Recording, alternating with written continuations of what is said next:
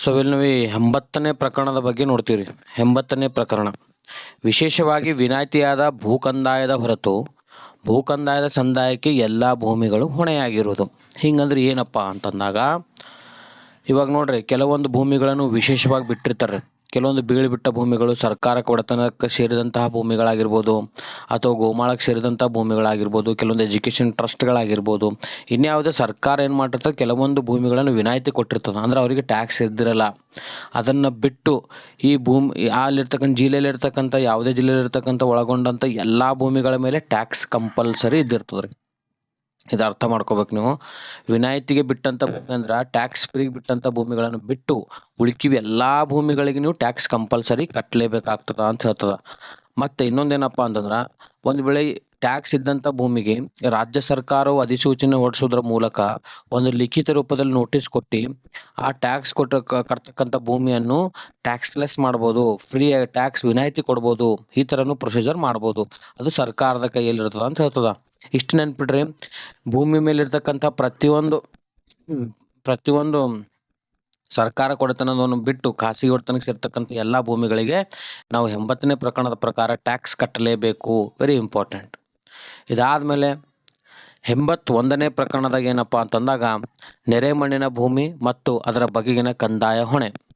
ಈಗ ನೆರೆ ಮಣ್ಣಿನ ಭೂಮಿ ಮತ್ತು ಅದರ ಬಗೆಗಿನ ಕಂದಾಯದ ಹೊಣೆ ಅಂದ್ರೆ ಏನಪ್ಪ ಅಂತಂದಾಗ, ಈಗ ಎಲ್ಲ ನೆರೆ ಮಣ್ಣಿನ ಭೂಮಿಗಳಂತಂದಾಗ ನಿಮ್ಮ ಈಗ ನೆರೆ ಮಣ್ಣಿನ ಭೂಮಿ ಹೊಸದಾಗಿ ರೂಪುಗೊಂಡಂಥ ನಡುಗಡ್ಡೆಗಳು, ನೀರು ಒಣಗಿದ ನದಿ ಅಂಗಳಗಳು ರಾಜ್ಯ ಸರ್ಕಾರದಲ್ಲಿ ನಿಹಿತವಾಗಿರತಕ್ಕದ್ದು. ಈಗ ಖರಾಬ್ ಜಮೀನುಗಳಂತ ಇರ್ತಾವ್ರಿ, ಅವನ್ನ ನೆರೆ ಮಣ್ಣಿನ ಭೂಮಿ ಆಗಿರ್ಬೋದು, ಅಥವಾ ನಿಮ್ಮ ಹೊಲದ ಪಕ್ಕದಲ್ಲಿ ಅಥವಾ ನಿಮ್ಮ ಜಮೀನಿನ ಪಕ್ಕದಲ್ಲಿ ನದಿ ಕೊಳ್ಳ ಹರಿತಿರ್ತದೆ. ಅದೇನು ಮಾಡ್ತಪ್ಪ ಅಂದ್ರೆ ಮಳೆಗಾಲದಲ್ಲಿ ಫುಲ್ಲು ನಿಮ್ಮ ಹೊಲದ ಆ ಕಡೆ ಬಂದು ಹರ್ಕೊಂಡು ಹೋಗಿರ್ತದೆ ಜಮೀನೆಲ್ಲ. ಮಳೆಗಾಲ ಆದಮೇಲೆ ಬೇಸಿಗೆ ಆದಮೇಲೆ ಏನಾಗ್ತದಪ್ಪ ಅಂತಂದಾಗ ಅದು ಮತ್ತೆ ತನ್ನ ಸಣ್ಣ ಪೊಸಿಷನ್ಗೆ ಹೋಗ್ಬಿಡ್ತದೆ. ಅಲ್ಲಿ ಏನಾಗ್ತದಪ್ಪ ಅಂದ್ರೆ ನದಿ ಅಂಗಳ ಅಥವಾ ಕೆರೆ ಅಂಗಳ ಜಾಸ್ತಿ ಆಗಿಬಿಡ್ತದೆ. ಎಲ್ಲಿ ತನಕಪ್ಪ ಅಂತಂದ್ರೆ, ಒಂದು ವೇಳೆ ನಿಮ್ಮ ಜಮೀನು ಹಿಡ್ಕೊಂಡು ನದಿ ಅಂಗಳ 1 ಎಕರೆವರೆಗಿತ್ತಪ್ಪ ಅಂದ್ರೆ ಅದಕ್ಕೆ ನೀವು ತಾತ್ಕಾಲಿಕವಾಗಿ ಓನರ್ ಆಗಿಬಿಡ್ತೀರಿ. ತಾತ್ಕಾಲಿಕವಾಗಿ ನೀವು ಅದರ ಹಿಡುವಳಿದಾರರಾಗಿರ್ತೀರಿ, ಜಮೀನ್ದಾರರಾಗಿರ್ತೀರಿ ಅದರದ್ದು ತಾತ್ಕಾಲಿಕವಾಗಿ. ಮತ್ತು ಇರೋದು ಎಲ್ಲ ಕಂಟ್ರೋಲ್ ಪವರ್ ಯಾರ ಬಳಿ ಇರ್ತದಪ್ಪ ಅಂದರೆ DC ಬಳಿ ಇರ್ತದೆ. DC ಅದನ್ನು ಅಧೀನಕ್ಕೆ ಒಳಪಟ್ಟಿರ್ತದೆ. ಆ ಭೂಮಿ ನಿಮ್ಮ ಹೊಲದಿಂದ 1 ಎಕರೆ ತನಕ ನೀವು ನದಿ ಏನಪ್ಪ ಅಂದ್ರೆ, ನಾವು ನದಿ ಒಣಗಿದ ಭೂಮಿ ಆಗಿರ್ತಲ್ಲ ಅಲ್ಲಿ ತನಕ 1 ಎಕರೆ ತನಕ ಇತ್ತಪ್ಪ ಅಂದ್ರೆ ನೀವು ಆ ಹಿಡುವಳಿ ಪಕ್ಕದಲ್ಲಿ ಏನಾದರೂ ನೀವು ಆ ನದಿ ಪಕ್ಕದಲ್ಲಿ ನಿಮ್ಮ ಜಮೀನು ಇತ್ತಪ್ಪ ಅಂದ್ರೆ ಆ ಒಣಗಿದ ಭೂಮಿಗೂ ಕೂಡ ನೀವು 1 ಎಕರೆ ಇತ್ತಪ್ಪ ಅಂದ್ರೆ ಅದ್ರ ಅಬೋ ಇತ್ತಂದಾಗ ನೀವು ಅದರದ್ದು ತಾತ್ಕಾಲಿಕವಾಗಿ ಹಿಡುವಳಿದಾರರಾಗ್ತೀರಿ, ತಾತ್ಕಾಲಿಕ ಓನರ್ ಆಗ್ತೀರಿ ಅದ್ರದ್ದು. ಇದು ಹೇಳ್ತದ್ರಿ. ಒಂದು ವೇಳೆ ಇದೆಲ್ಲ ಇದೆಲ್ಲ ಯಾರು ಅಂಡರಲ್ಲಿ ಬರ್ತಪ್ಪ ಅಂದ್ರೆ ಎಲ್ಲ DC ವಿಲೆಗೊಳಪಟ್ಟಿರ್ತದ. DC ಏನು ಬೇಕಾದ್ರೆ ಅದು ಮಾಡ್ಬೋದು, ನಿಮಗೆ ಕೊಡ್ಬೋದು ಅಥವಾ ಕೊಡದೇ ಇರ್ಬೋದು, ಅಥವಾ ಆ ಜಮೀನನ್ನು ಹಾಗೆ ಇಡ್ಬೋದು. ಸೊ DC ಡಿಸಿಷನ್ ಮೇಲೆ ನಿಂತಿರ್ತದೆಲ್ಲ. ಮತ್ತು ಇನ್ನೊಂದು ಪಾಯಿಂಟ್ ಏನಪ್ಪ ಇಂಪಾರ್ಟೆಂಟ್ ಅಂದಾಗ, ಈ ನದಿ ಒಣಗಿದ ಭೂಮಿ ಹೋಗಿರ್ತಲ್ಲ 1 ಎಕರೆ ತನಕ, ಮತ್ತು ಮಳೆಗಾಲ ಆದ್ಮೇಲೆ ಮತ್ತು 1 ಎಕರೆ ತುಂಬ್ಕೊಂಡಿರ್ತದೆ ನೀರು. ಆ 1 ಎಕರೆ ಹೋಗಿದಂಥ ಒಂದು ಏನಿರ್ತಲ್ಲ ಅದನ್ನು ತಾತ್ಕಾಲಿಕ ಓನರ್ ಯಾರಾಗಿರ್ತಾರಲ್ಲ ಅವರಿಗೆ ಟ್ಯಾಕ್ಸ್ ವಿನಾಯಿತಿ ಇರ್ತದೆ, ಟ್ಯಾಕ್ಸ್ ಕಟ್ಟಂಗಿಲ್ಲ ಅವರು. ಈ ಕೆಲವೊಂದು PDPಗಳನ್ನು ಬರ್ತಾವ್ರಿ. ಈಗ ಅವ್ರಿಗೆ ಕೆಲವೊಂದು ಸ್ಪೆಷಲ್ ರಿಸರ್ವೇಷನ್ ಕೊಟ್ಟರೆ, ಎಲ್ಲ ಕರ್ನಾಟಕ ಸರ್ಕಾರದಾಗಲಿ ಭಾರತ ಸರ್ಕಾರ ಎಲ್ಲೂ ಈ ಥರ ರಿಸರ್ವೇಷನ್ ಇದೆ ಅವ್ರಿಗೆ. ಸೊ PDP ಹೊಲಗಳಲ್ಲೂ ಇದ್ರ ಅಂಡರಲ್ಲಿ ಈ ಥರ ಬರ್ತಾವ್ರಿ. ಸೊ ಇದು ಇಂಪಾರ್ಟೆಂಟ್ ನಿಮಗೆ. 81ನೇ ಪ್ರಕರಣ ಏನಪ್ಪ ಅಂದ್ರೆ ನೆರೆ ಮಣ್ಣಿನ ಭೂಮಿ ಮತ್ತು ಅದರ ಬಗೆಗಿನ ಕಂದಾಯದ ಹೊಣೆ ಅಂತಂದ್ರೆ, ಅದ್ರ ಪಕ್ಕದಲ್ಲಿರ್ತಕ್ಕಂಥದ್ದು ನದಿ ಪಕ್ಕದಲ್ಲಿರ್ತಕ್ಕಂಥ ಯಾವುದೇ ಇರಲಿ ಅದೇನಾಗ್ತದಪ್ಪ ಅಂತಂದಾಗ ನಾವು ಟ್ಯಾಕ್ಸ್ ಕಟ್ಟಂಗಿಲ್ಲ. ಸೊ ಇದು ಇಂಪಾರ್ಟೆಂಟು. ಟ್ಯಾಕ್ಸ್ ವಿನಾಯಿತಿ ಇರುತ್ತದೆ, ಟ್ಯಾಕ್ಸ್ ವಿಧಿಸಂಗಿಲ್ಲ, ಅದ್ರದ್ದೆಲ್ಲ DC ಅವರ ವಿಲೆಗೊಳಪಟ್ಟಿರ್ತದೆ ಅಂಬೋದನ್ನ ಇಂಪಾರ್ಟೆಂಟ್ ಆಗ್ತದೆ. ಇದಾದಮೇಲೆ ನಾವು ಥರ್ಡ್ ಏನಪ್ಪ ಅಂತಂದಾಗ ನಾವು ನೆಕ್ಸ್ಟ್ 82ನೇ ಪ್ರಕರಣ ನೋಡ್ರಿ. ನಾವು 80ನೇ ಪ್ರಕರಣ ನೋಡಿದೀವಿ, 81ನೇ ಪ್ರಕರಣ ನೋಡಿದೀವಿ, 82ನೇ ಪ್ರಕರಣವನ್ನು ನೋಡ್ತೀವಿ. 82ನೇ ಪ್ರಕರಣದಾಗ ಏನಪ್ಪ ಅಂತಂದಾಗ ಪ್ರವಾಹದಿಂದ ನಷ್ಟದ ಸಂದರ್ಭದಲ್ಲಿ ಭೂಕಂದಾಯದ ಮಾಫಿ. ಈಗ ಕೆಲವೊಂದು ಏನಾಗ್ತದಪ್ಪ ಅಂದ್ರೆ ಪ್ರವಾಹಗಳಾಗಿರ್ತಾವ್ರಿ. ಕೆಲವು ಮೊನ್ನೆ ಚಿಕ್ಕಮಂಗ್ಳೂರು ಸೈಡು ಆ ಥರ ನಾವು ಸೌತ್ ಕರ್ನಾಟಕದಲ್ಲಿ ಜಾಸ್ತಿ ಪ್ರವಾಹಗಳಾಗ್ತಾವೆ. ಯಾಕಂದ್ರೆ ಪಶ್ಚಿಮ ಘಟ್ಟಗಳು ಏನು ಮಾಡ್ತಾವಪ್ಪ ಅಂದ್ರೆ ಪ್ರತಿ ಸಾರಿ ಹೆಚ್ಚಿಗೆ ಮಳೆ ಸುರಿಸಿ ಅಲ್ಲಿ ಪ್ರವಾಹಗಳಿಗೆ ಈಡಾಗ್ಲಿಕ್ಕೂ ಕಾರಣ ಆಗ್ತದೆ. ಸೊ ಇಲ್ಲಿ ಏನಾಗ್ತದಪ್ಪ ಅಂದ್ರೆ ಅಂಥ ಸಮಯದಲ್ಲಿ ಒಂದು ವೇಳೆ ಅರ್ಧ ಎಕರೆಕ್ಕಿಂತ ಜಾಸ್ತಿ ಅವ್ರ ಭೂಮಿ ಇತ್ತಪ್ಪ ಅಂತಂದ್ರೆ, ಅರ್ಧ ಎಕರೆಕ್ಕಿಂತ ಜಾಸ್ತಿ ಆ ಭೂಮಿ ಪ್ರವಾಹಕ್ಕೊಳಗಾಗಿತ್ತಪ್ಪ ಅಂತಂದ್ರೆ ಅಂತಹ ಭೂಮಿಗಳಿಗೆ ಭೂ ಕಂದಾಯದಿಂದ ಮಾಫಿ ಸಿಗ್ತದ. ಜೀರೋ ಟ್ಯಾಕ್ಸ್ ಕಟ್ಟಂಗಿಲ್ಲ ಅವರು. 82ನೇ ಪ್ರಕರಣ ಹೇಳ್ತದ ಆ ಭೂಮಿ ಅರ್ಧ ಎಕರೆಕ್ಕಿಂತ ಜಾಸ್ತಿ ನಾಶವಾಗಿರ್ಬೇಕಂತ ಹೇಳ್ತದೆ ಇಲ್ಲಿ ಕಂಡೀಷನ್. ಇದು 82ನೇ ಪ್ರಕರಣ ನೋಡ್ತೀವಿ ನಾವು. ಇನ್ನು 83ನೇ ಪ್ರಕರಣದಾಗ ಏನು ನೋಡ್ತೀವಪ್ಪ ಅಂತಂದಾಗ ಕಂದಾಯ ನಿರ್ಣಯದ ರೀತಿ, ಬೇಸಾಯೇತರ ಕಂದಾಯದ ಪರಿವರ್ತನೆ ಮತ್ತು ಕೆಲವು ಉದ್ದೇಶಗಳಿಗಾಗಿ ಭೂಮಿಯ ಬಳಕೆಯನ್ನು ನಿಷೇಧಿಸುವುದು ಅಂತ ಹೇಳ್ತಾರೆ. ಅಂದ್ರೆ ಇಲ್ಲಿ ಏನಪ್ಪ ಅಂತಂದಾಗ ಕಂದಾಯ ನಿರ್ಣಯ ರೀತಿ ಹೆಂಗೆ ಮಾಡ್ತಾರೆ ಅಂದ್ರೆ ಹೆಂಗೆ ಮಾಡ್ತಾರಪ್ಪ ಅಂತಂದಾಗ, ಈಗ ಒಂದು ಜಮೀನು ಇದ್ದಿರ್ತದೆ ರೀ, ಆ ಜಮೀನಿನ ಈ ಉದ್ದೇಶಕ್ಕೆ ಎದಕ್ಕಾಗಿ ಬಳಸ್ತಾರಪ್ಪ ಅಂತಂದಾಗ, ಈಗ ನೋಡ್ರಿ ಒಂದು ಜಮೀನು ಇದ್ದಿರ್ತದ, ಅದನ್ನು ನಾವು ವ್ಯವಸಾಯ ಮಾಡಿದ್ರೆ ಅಲ್ಲಿ ಕಂದಾಯ ಬೇರೆ ಇರ್ತದೆ. ಒಂದು ವೇಳೆ ನೀವೇನಪ್ಪ ಅಂತಂದ್ರೆ ಅದನ್ನು ಎಣ್ಣೆ ಪ್ಲಾಟ್ ಮಾಡ್ಕೊಂಡು ಬಿಟ್ರೆ ಅದ್ರ ಕಂದಾಯ ಬೇರೆ ಇರ್ತದೆ. ಒಂದು ವೇಳೆ ಅದು ಖರಾಬ್ ಜಮೀನು ಇತ್ತಂದ್ರೆ ಅದ್ರ ಕಂದಾಯ ಬೇರೆ ಇದ್ದಿರ್ತದೆ. ಒಂದು ವೇಳೆ ಅದಕ್ಕೆ ಪ್ಲಾಟ್ಗಳು ಮಾಡಿದ್ರೆ ಅದ್ರ ಕಂದಾಯ ಬೇರೆ ಇದ್ದಿರ್ತದೆ. ಈ ಥರ ಜಮೀನಿನ ಉದ್ದೇಶಕ್ಕೆ ಅನುಗುಣವಾಗಿ ಕಂದಾಯವನ್ನು ನಿಗದಿಪಡಿಸಿರ್ತಾರೆ ರೀ. ಈಗ ಸಪೋಸ್ ಒಂದು ಎಕ್ಸಾಂಪಲ್ ಹೇಳ್ತೀನಿ ನಿಮಗೆ, ನಿಂಬಲ್ಲಿ ಹೊಲ ಇತ್ತು ಅಂತ ತಿಳ್ಕೊರಪ್ಪ, ಅಥವಾ ನಿಮ್ದೊಂದು ಪ್ಲಾಟ್ ಇತ್ತು. ಈ ಹೊಲದಾಗ ನೀವು ಎಷ್ಟು ಕಟ್ತೀರಿ ಟ್ಯಾಕ್ಸು? ಆಲ್ಮೋಸ್ಟ್ ಯಾರು ರೈತರು ಟ್ಯಾಕ್ಸ್ ಕಟ್ಟಂಗಿಲ್ಲ ಹೊಲ್ದು. ಯಾಕಂದ್ರೆ ಆ ಟ್ಯಾಕ್ಸ್ ಎಷ್ಟಿರ್ತಪ್ಪ ಅಂದ್ರೆ, ನಿಮ್ಮ ಹೊಲ ಟ್ಯಾಕ್ಸು ₹1 ಇರ್ತದ, ₹2 ಇರ್ತದ, ₹2, ₹1. ಮತ್ತು ಹೊಲದ ಟ್ಯಾಕ್ಸ್ ಹೆಂಗಿರ್ತಪ್ಪ ಅಂದ್ರೆ KDT, ಕಾಯಂ ದರ ತಕ್ತೆ ಅಂತ ಬರ್ತದೆ ರೀ. ನೀವು ಪಾಣಿಯಾಗಿ ನೋಡ್ಬೋದು ಕಾಯಂ ದರ ತಕ್ತೆ ಅಂತೇಳಿ. ನಿಮ್ಮ ಒಂದು ಜಿಲ್ಲೆ, ನಿಮ್ಮ ಒಂದು ಊರಿಗೆ ಒಂದೊಂದು ಕಾಯಂ ದರ ತಕ್ತೆ ಇರ್ತದೆ ರೀ. ಈಗ ನಿಮ್ಮ ತಾಲೂಕಿಗೆ ಹೋದ್ರಿ ಅಂತ ತಿಳ್ಕೊರಿ, ಅಲ್ಲಿ ಬೇರೆ ಕಾಯಂ ದರ ತಕ್ತೆ ಇರ್ತದೆ. ನಿಮ್ಮ ಹಳ್ಳಿಗೆ ಒಂದು ಬೇರೆ ಕಾಯಂ ದರ ತಕ್ತೆ ಇರ್ತದೆ. ನಿಮ್ಮ ಪಟ್ಟಣಕ್ಕೆ ಒಂದು ಬೇರೆ ಕಾಯಂ ದರ ತಕ್ತೆ ಇರ್ತದೆ. ಸೊ ಅಲ್ಲಲ್ಲಿ ಭೂಮಿಗೆ ಅನುಗುಣವಾಗಿ ಕಾಯಂ ದರ ತಕ್ತೆಯನ್ನು ಫಿಕ್ಸ್ ಮಾಡಿ ರೈತರಿಗೆ ಏನು ಮಾಡ್ತಾರಪ್ಪ ಅಂತಂದಾಗ ಟ್ಯಾಕ್ಸನ್ನು ವಿಧಿಸ್ತಾರೆ. ಆದರೆ ಟ್ಯಾಕ್ಸ್ ಭಾಳಷ್ಟಿಲ್ಲ. ಹೊಲದವರಿಗೆ, ಹೊಲ ಉಳುವಳಿ ಮತ್ತು ವ್ಯವಸಾಯ ಮಾಡೋರಿಗೆ ₹1-2 ಟ್ಯಾಕ್ಸ್ ಇದಿರ್ತದೆ ರೀ. ಅದು ಯಾರು ಕಟ್ತಾರಪ್ಪ ಅಂದ್ರೆ ತಲಾಟೆ ಕಟ್ತಾರೆ ರೀ. ನೀವು ಏನಾದರೂ ಮ್ಯೂಟೇಷನ್ ಮಾಡ್ಕೊಳಕ್ಕೆ ಹೋಗುವಾಗ ನಿಮ್ಮ ಎಲ್ಲ ಟ್ಯಾಕ್ಸ್ಗಳನ್ನು ಕಟ್ಟೋದು ಯಾರಪ್ಪ ಅಂದ್ರೆ ತಲಾಟೆ ಕಟ್ತಾರೆ. ಇದು ನೆನಪಿರ್ಬೇಕು. Village accountant, village administrative officer ಕಟ್ತಾರೆ. ಇದು ಇಂಪಾರ್ಟೆಂಟು. ಇದಾದಮೇಲೆ ನಾವೇನಪ್ಪ ಅಂದ್ರೆ ಬೇಸಾಯೇತರ ಕಂದಾಯದ ಪರಿವರ್ತನೆ ಮತ್ತು ಕೆಲವು ಉದ್ದೇಶಗಳಿಗಾಗಿ ಭೂಮಿಯನ್ನು ಬಳಕೆಯನ್ನು ನಿಷೇಧಿಸುವುದು. ಈಗೇನಪ್ಪ ಅಂತಂದ್ರೆ ಕೆಲವೊಂದು ಏನು ಮಾಡ್ತಾರೆ ಬೇಸಾಯೇತರ ಅಂದ್ರೆ ಏನಪ್ಪ ಅಂದ್ರೆ ಎಣ್ಣೆ ಪ್ಲಾಟ್, ನಾನ್ ಅಗ್ರಿಕಲ್ಚರ್ ಅಂತ ಹೇಳ್ತಾರೆ. ನಾನ್ ಅಗ್ರಿಕಲ್ಚರ್ ಒಂದಂದರೆ ಬಿನ್ ಶಕ್ತಿ ಅಂದ್ರೆ ಒಂದೇ, ಅಥವಾ ಭೂ ಪರಿವರ್ತನೆ ಅಂದ್ರೆ ಒಂದೇ. ಇವೆಲ್ಲ ನೆನ್ಪಿಟ್ಕೋಬೇಕು. ಯಾಕಂದರೆ ಕ್ವಶನ್ ಬರ್ಬೋದು.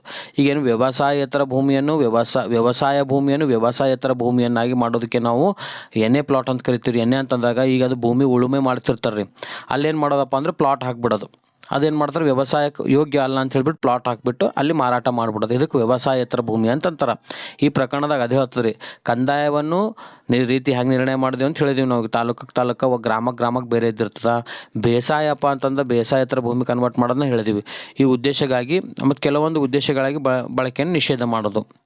ಈಗ ಭೂಮಿಯನ್ನು ನೋಡ್ರಿ, ವಾಸಕ್ಕೆ ಮಾಡಿದ್ರೆ ಬೇರೆ ನಾವು ಕಟ್ತೀವಿ, ಕೈಗಾರಿಕೆ ವಾಣಿಜ್ಯಕ್ಕೆ ಮಾಡಿದ್ರೆ ಬೇರೆ ನಾವು ಟ್ಯಾಕ್ಸ್ ಕಟ್ತೀವಿ.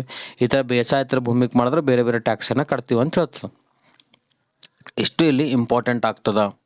ಇದಾದಮೇಲೆ 84ನೇ ಪ್ರಕರಣ ನೋಡ್ತೀವಿ ನಾವು. 84ನೇ ಪ್ರಕರಣದಾಗ ಏನಪ್ಪ ಅಂದ್ರೆ ಭೂ ಕಂದಾಯವನ್ನು ಯಾರು ಗೊತ್ತುಪಡಿಸಬೇಕು, ಇದು ವೆರಿ ಇಂಪಾರ್ಟೆಂಟ್. ನಾನು ಹೇಳಿದ್ನಲ್ಲ ಅವಾಗೆ, ಪ್ರತಿಯೊಂದು ಜಿಲ್ಲೆಗೂ ಅವ್ರವ್ರ ಕಾಯಂ ದರ ತಕ್ತೆ ಆಧಾರದ ಮೇಲೆ ಬೇರೆ ಬೇರೆ ಟ್ಯಾಕ್ಸನ್ನು ವಿಧಿಸ್ತಾರೆ. ರಾಜ್ಯ ಸರ್ಕಾರ ಒಂದು ಸಾಮಾನ್ಯ ಅಥವಾ ವಿಶೇಷ ಅಧಿಸೂಚನೆ ಮೂಲಕ ಒಂದು ಲಿಖಿತ ರೂಪದಲ್ಲಿ ಒಂದು ಸಂದೇಶವನ್ನು ಹೊಡಿಸ್ತಾರೆ. ಯಾರಿಗೆ ಹೊಡಿಸ್ತಾರಪ್ಪ ಅಂದ್ರೆ ಒಂದು ಜಿಲ್ಲೆಯ ಸುಪ್ರೀಂ ಆಗಿರ್ತಕ್ಕಂತಹ ಡೆಪ್ಯೂಟಿ ಕಮಿಷನರ್ ಅವರಿಗೆ ಹೊಡಿಸ್ತಾರೆ. ಅಂದ್ರೆ ರಾಜ್ಯ ಸರ್ಕಾರ ಒಂದು ಅಧಿಸೂಚನೆ ಮೂಲಕ ಒಂದು ಆದೇಶವನ್ನು ಹೊಡಿಸಿದಾಗ ಡೆಪ್ಯೂಟಿ ಕಮಿಷನರ್ ಅವರು ಆ ಆದೇಶವನ್ನು ಗೊತ್ತುಪಡಿಸಿ ಅಲ್ಲಿ ಭೂ ಕಂದಾಯವನ್ನು ನಿಗದಿ ಮಾಡ್ತಾರೆ. Very important. ಭೂ ಕಂದಾಯವನ್ನು ನಿಗದಿ ಮಾಡ್ತಕ್ಕಂಥವ್ರು ಯಾರಪ್ಪ ಅಂದ್ರೆ under the government of DC deputy commissioner ಅವರು ಭೂ ಕಂದಾಯವನ್ನು ನಿಗದಿ ಮಾಡ್ತಾರೆ. Very important. ಇನ್ನು ಭೂ ಕಂದಾಯವನ್ನು ನಿಗದಿ ಮಾಡ್ತಾರೆ. ಈಗ ಇನ್ನೊಂದೇನಪ್ಪ ಅಂತಂದಾಗ ಕೆಲವೊಂದು ಭೂಮಿಗಳನ್ನು ನಾವು ಇನಾಮಾಗಿ ಭೂಮಿಗಳು ಕಟ್ಟಿರ್ತಾರೆ. ಕೆಲವೊಂದು ನೋಡ್ರಿ ಭೂಮಿಗಳು ಭಾಳಷ್ಟು ರೀತಿಯಲ್ಲಿ ಕೊಟ್ಟಿರ್ತಾರೆ. ಗಿಫ್ಟೆಡ್ ಭೂಮಿ ಕೊಟ್ಟಿರ್ತಾರೆ, ಕ್ರಯ, ದಾನ, ವಿಭಾಗ ಈ ಥರ ಬರ್ತಾವ್ರಿ. ಕ್ರಯ ಅಂತಂದ್ರಾಗ ಒಬ್ಬರಿಂದ ಇನ್ನೊಬ್ಬರಿಗೆ ನಾವು ಮಾರಾಟ ಮಾಡೋದಕ್ಕೂ ಕ್ರಯ ಅಂತ ಕರಿತೀವಿ. ದಾನ ಅಂತ ಮಾಡಿದಾಗ ಒಬ್ಬರಿಂದ ಗಿಫ್ಟಾಗಿ ಇನ್ನೊಬ್ರಿಗೆ ಕೊಡ್ತಾರೆ.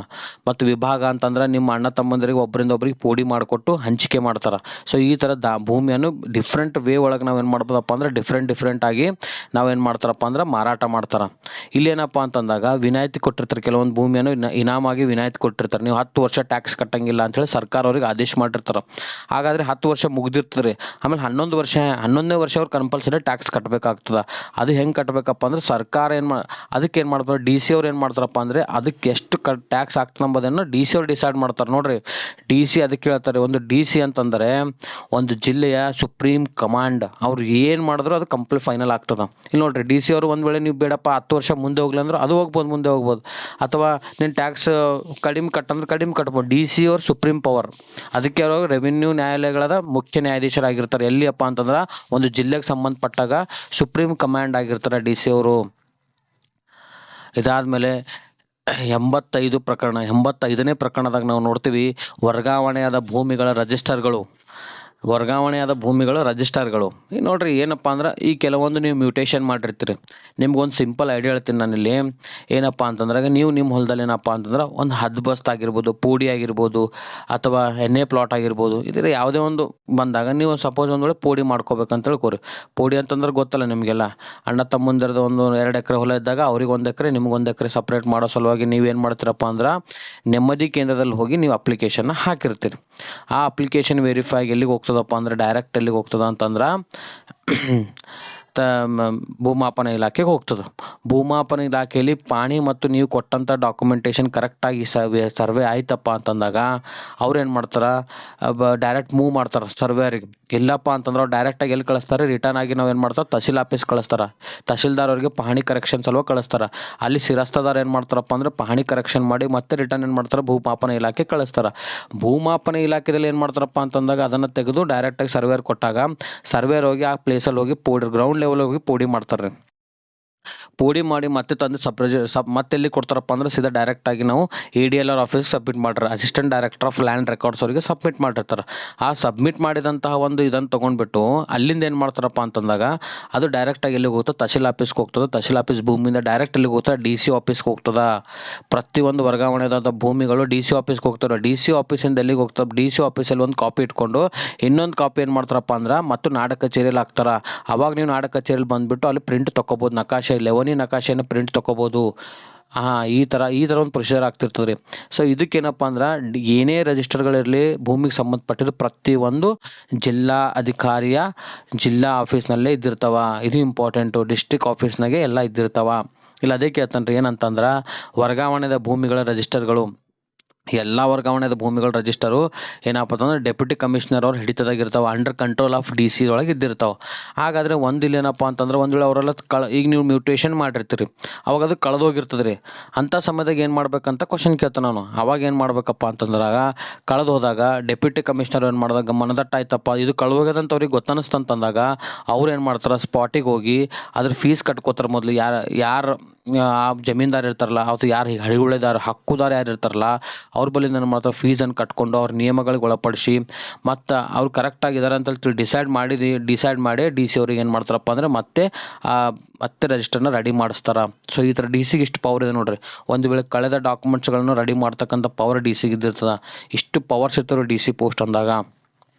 ಇನ್ನು ನೆಕ್ಸ್ಟ್ ಏನಪ್ಪ ಅಂತಂದಾಗ 86ನೇ ಪ್ರಕರಣದಾಗ ನೋಡ್ತೀವಿ ನಾವು ಕಂದಾಯ ನಿರ್ಧರಣೆ ಮಾಡುವ ಬಗ್ಗೆ. ಕಂದಾಯವನ್ನು ನಿರ್ಧರಣೆ ಮಾಡ್ತಕ್ಕಂಥ ಬಗ್ಗೆ ನೋಡ್ತೀವಿ. ಕಂದಾಯವನ್ನು ನಿರ್ಧರಣೆಯನ್ನು ಮಾಡುವ ಬಗ್ಗೆ 86ನೇ ಪ್ರಕರಣದಾಗ ಈ ಭೂಮಿಯನ್ನು ಪ್ರತಿಯೊಂದು ಭಾಗದ ಮತ್ತು ಸರ್ವೆ ನಂಬರ್ನ ಭೂಕಂದಾಯ ನಿರ್ಧರಣೆ ಮಾಡೋದು. ಅಂದ್ರೆ ಸರ್ವೆ ನಂಬರ್ನ ಆಧಾರದ ಮೇಲೆ ಏನು ಮಾಡ್ತಾರಪ್ಪ ಅಂದ್ರೆ ನಾನು ಹೇಳಿದ್ದೀನಲ್ಲ, ಈಗ ನಿಮ್ಮೂರಿಗೆ ಒಂದು ಸರ್ವೆ, ನಿಮ್ಮೂರಿಗೆ ಏನಪ್ಪ ಅಂದ್ರೆ KDT ಖಾಯಂ ದರ ತಕ್ಕನೆ ಬೇರೆ ಇರ್ತದೆ, ನಿಮ್ಮ ತಾಲೂಕು ಖಾಯಂ ದರ ತಕ್ಕನೆ ಬೇರೆ ಇರ್ತದೆ. ಸರ್ವೆ ನಂಬರ್ಗಳ ಆಧಾರದ ಮೇಲೆ ಭೂಕಂದಾಯ ನಿರ್ಣಯ ಮಾಡ್ತಾರೆ. ಮಣ್ಣಿನ ಫಲವತ್ತತೆ ಆಧಾರದ ಮೇಲೆ ಭೂಕಂದಾಯ ನಿರ್ಧರಣೆ ಮಾಡ್ತಾರೆ. ಅದಾದಮೇಲೆ ಈ ನಿರ್ಧರಣೆ ಮಾಡ್ತಾರೆ. ಇದಾದಮೇಲೆ ಈ ಅಧಿನಿಯಮದ ಉಪಬಂಧಗಳ ಮೇರೆಗೆ ಆ ಭೂಕಂದಾಯದ ಬಗ್ಗೆ ರಾಜ್ಯ ಸರ್ಕಾರಕ್ಕೆ ಮುಖ್ಯವಾಗಿ ಜವಾಬ್ದಾರನಾಗಿರುವ ವ್ಯಕ್ತಿಗೆ ತಿಳುವಳಿಕೆ ಕೊಟ್ಟು ಮಾಡತಕ್ಕದ್ದು. ಇದು ರಾಜ್ಯ ಸರ್ಕಾರ ಏನು ಮಾಡ್ತಪ್ಪ ಅಂದ್ರೆ ಡಿಸೈಡ್ ಮಾಡ್ತದೆ ಇಷ್ಟಿಷ್ಟು ಈ ಥರ ಬೇಕಂತೇಳಿ. ಸೊ ಜಿಲ್ಲಾಧಿಕಾರಿ ಅಂಡರ್ನಲ್ಲಿ ಅಂತ ಹೇಳ್ಬೋದು. ಇದಾದಮೇಲೆ ಅದೇ ಒಂದೊಂದು ಭೂಮಿಗೆ ಒಂದೊಂದು ಡಿಫ್ರೆಂಟ್ ಇದ್ದಿರ್ತದೆ ರೀ. ಅಂದರೆ ನಿಮ್ಮ ಒಂದು ಊರಿಗೆ ಸಂಬಂಧಪಟ್ಟಾಗ ಒಂದು KDT ಒಂದೇ ಇದ್ದಿರ್ತದೆ, ಬೇರೆ ಊರಿಗೆ ಸಂಬಂಧಪಟ್ಟಾಗ ಬೇರೆ ಇದ್ದಿರ್ತದೆ. ಈ ಥರ ಇರ್ತದೆ. ಇದಾದಮೇಲೆ ಭೂಕಂದಾಯ ಭೂಮಿಯ ಮೇಲಿನ ಪ್ರಪ್ರಥಮ ಹೊಣೆ. ಇದು ವೆರಿ ಇಂಪಾರ್ಟೆಂಟ್. 87ನೇ ಪ್ರಕರಣದಾಗ ಏನು ಹೇಳ್ತಪ್ಪ ಅಂದ್ರೆ ಸಿಂಪಲ್ ರೀ, ನೀವು ಕಂಪಲ್ಸರಿ ಟ್ಯಾಕ್ಸ್ ಕಟ್ಟಲೇಬೇಕಂತ ಹೇಳ್ತದೆ, ಮತ್ತೇನಿಲ್ಲ. ಇಲ್ಲಿ ಕೆಲವೊಂದು ವರ್ಡ್ಸ್ ಹೆಂಗವಪ್ಪ ಅಂದ್ರೆ ನಿಜಾಮರ ಕಾಲದಿಂದ, ಬ್ರಿಟಿಷರ ಕಾಲದಿಂದ, ಮರಾಠರ ಯುಗದ ಕಾಲದಿಂದ ಅಳವಡಿಸ್ಕೊಂಡು ಬಂದಂಥ ಪದಗಳದವ್ರಿ ಈ ಬುಕ್ಕಿನಾಗ. ಸೊ ಇಲ್ಲಿ ಏನಪ್ಪ ಅಂದ್ರೆ ಈ ಭೂಮಾಪನ ಇಲಾಖೆದಾಗ ಹಂಗೆ ಅದಾವ್ರಿ. ಈ ಭೂಮಾಪನ ಇಲಾಖೆ ಮರಾಠಿ ಅಕ್ಷರಗಳದಾವ ಎಲ್ಲದ್ರಾಗ. ನೀವು ನೋಡ್ರೆ ಗೊತ್ತಾಗ್ತದೆ. ಕನ್ನಡ ಅಕ್ಷರಗಳದಾವೆ, ಮರಾಠಿ ಅಕ್ಷರಗಳದಾವೆ. ಸೊ ಏನಪ್ಪ ಅಂತಂದ್ರೆ ಮೊದಲಿಂದ ಇರ್ತಕ್ಕಂತಹ ಹಳೆ ಪದಗಳನ್ನು ಬಳಸ್ಕೊಂಡು ಬಂದಂಥವು. ಇನಾಮು, ಪರಂತು ಈ ಥರ ಪದಗಳೆಲ್ಲವಲ್ಲ ಬೇರೆ ಬೇರೆ ಲ್ಯಾಂಗ್ವೇಜಿಂದ ಬಂದಿದ್ದಂತಹ ಪದಗಳದವ್ರಿ. ಸೊ ಇಲ್ಲಿ ಸ್ವಲ್ಪ ನಿಮ್ಗೆ ತಿಳ್ಕೊಳ್ಳೋಕೆ ಕಷ್ಟ ಆಗ್ತದೆ, ಬಟ್ ನಾನು ಎಕ್ಸ್ಪ್ಲೇನ್ ಮಾಡ್ತೀನಿ. 87ನೇ ಪ್ರಕರಣದಾಗ ಏನಪ್ಪ ಅಂತಂದಾಗ ಇಲ್ಲಿ ನಾವೇನು ಮಾಡ್ಬೋದು, ಕಂಪಲ್ಸರಿ ನೀವು ಟ್ಯಾಕ್ಸ್ ಕಟ್ಟಬೇಕೆ ಅಂತ ರೂಲ್ಸ್ ಅದ ರೀ. ಒಂದು ವೇಳೆ ನೀವೇನಾದ್ರಪ್ಪ ಅಂದ್ರೆ ಆ ಒಂದು ನೀವು ಜಾಗ ಈಗ ನೀವು ಒಂದು ಪ್ಲಾಟ್ ಖರೀದಿ ಮಾಡಿರ್ತೀರಿ, ಅದಕ್ಕೆ ನೀವು ಏನಾದ್ರೂ ಟ್ಯಾಕ್ಸ್ ಕಟ್ಟಿ ನಿಮ್ಮ ಮ್ಯೂಟೇಷನ್ ಮಾಡ್ಕೊಂಡ ಮೇಲೆ ಟ್ಯಾಕ್ಸ್ ಕಟ್ಟಿದ ತಕ್ಷಣ ಅವಾಗ ನೀವು ಅದ್ರದ್ದು ಹಕ್ಕುದಾರರಾಗಿರ್ತೀರಿ. ಒಂದು ವೇಳೆ ನೀವು ಟ್ಯಾಕ್ಸೇ ಕಟ್ಟಿಲ್ಲ, ಬರೀ ಮ್ಯೂಟೇಷನ್ ಮಾಡಿದ್ರು ಕೂಡ ನೀವು ಹಕ್ಕುದಾರ ಆಗಿರಲ್ಲ. ಅಲ್ಲ ಅದೇ ಹೇಳ್ತೀರಿ, ಸಂದಾಯ ಮಾಡಲು ತಪ್ಪಿದರೆ ಮತ್ತು ಇನ್ನೊಂದೇನಪ್ಪ ಅಂತಂದ್ರೆ ನೀವೇನು ಮಾಡ್ತೀರಿ, ಟ್ಯಾಕ್ಸ್ ಕಟ್ಟಂಗಿಲ್ಲ ನಿಮ್ಮ ಜಮೀನು ಅಂತ ತಿಳ್ಕೊರಿ. ಅವಾಗ ಏನು ಮಾಡ್ತಾರೆ, ನಿಮ್ಮ ಜಮೀನಲ್ಲಿ ಬೆಳೆದಂತಹ ಮರಗಳು, ಬೆಳೆಗಳು, ಕಟ್ಟಡಗಳು ಮತ್ತು ಭೂಮಿಗಳು ಸೇರಿದಂತೆ ಎಲ್ಲವನ್ನು ಮುಟ್ಟುಗೋಲು ಹಾಕ್ತಾರೆ ಅವರು. ಯಾರು ಹಾಕ್ತಾರೆ ಅಂಬೋದನ್ನ ಇಂಪಾರ್ಟೆಂಟು, ತಹಸೀಲ್ದಾರರು ಹಾಕ್ತಾರೆ. ಇದು ವೆರಿ ಇಂಪಾರ್ಟೆಂಟು. ಪ್ರತಿಯೊಂದು ಸರಿ DC ಬಂದಿರ್ತಾರೆ, ಬಟ್ ಇಲ್ಲಿ ತಹಸೀಲ್ದಾರ್ ಇದ್ದಿರ್ತಾರೆ. ತಹಸೀಲ್ದಾರ್ ಏನು ಮಾಡ್ತಾರೆ, ನಿಮ್ಮ ಹಿಡುವಳಿ ಜಾಗವನ್ನು ಹಿಡಿದು ಏನು ಮಾಡ್ತಾರೆ, ಮ್ಯೂಟೇಷನ್ ಮಾಡಿರ್ತಾರೆ.